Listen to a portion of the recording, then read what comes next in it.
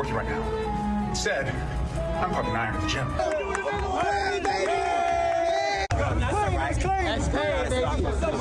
You can always tell something about somebody's maintenance when how clean their air filter is. Just not quite right. How do you give it back? So Democrats pulling out all the stops as they try to win back those male voters, with both parties gearing up for the heated midterms battle. So will it work, though? Fox News contributor Brett Cooper joins us now. Brett, thanks so much for joining this morning. So I just want to show this poll because it actually shows the divide here. Obviously, the Democrats spent $20 million trying to reach men. But if you look at the election back in 2020 versus 2024, when it comes to those young male voters, it flipped for the president right now. Do you think the Democrats have any shot winning those voters back?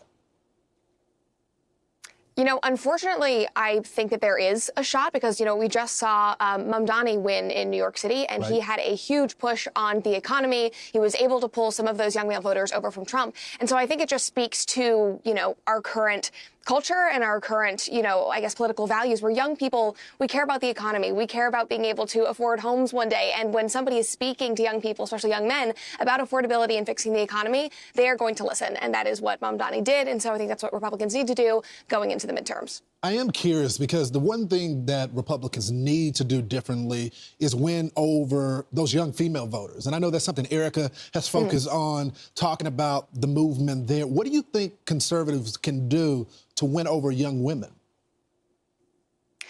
You know, as a young woman, I would say you need to continue working on the men. I say this as a married woman. You know, my husband, you know, when he becomes more conservative, I follow in that regard. And I do think that women, especially young women, will follow in that lead. But I do think that we have done an incredible job of pulling more women over. And I think that there isn't really a strategy change that needs to take place. I actually am more concerned with the young men right now because I am watching them kind of switch back over to the left. At AmFest, Erica got on stage and she said that I think 54% of their attendees were women. And so that obviously is positive for the conservative movement. But again, I'm wondering, you know, we're focusing on the women. We have focused on the women. So many conservative voices like my own are women now. So I want to make sure that we don't forget those men. But also, am I the right voice to speak to American men? Because, you know, American men, they want to listen to other men. So who is going to pick up that mantle from Charlie and be that voice for them? Here on that. I want to talk about JD Vance because Axios has this new piece and it talks about 5 different approaches that he's going to be able to take to get that torch in the conservative movement for 2028. 2 things stuck out to me. He talked about being they talk about him being a loyal vice president, but they also talk about him raising big money, which means that he's going to be out there on the road.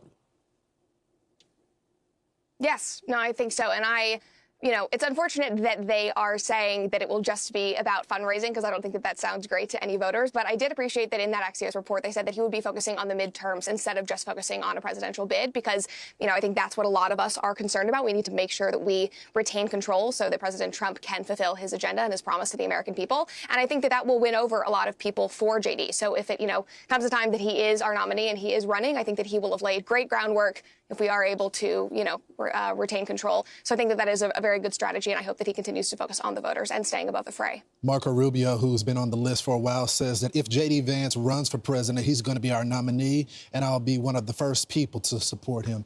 Brett, thanks so much for joining the program. I'm Steve Ducey. I'm Brett. Not fear. House number 317 was different. People didn't point at it. They didn't gossip loudly about it. They simply avoided looking at it. The paint had peeled into long gray scars. Windows looked black even in daylight. And at night, neighbors reported something strange.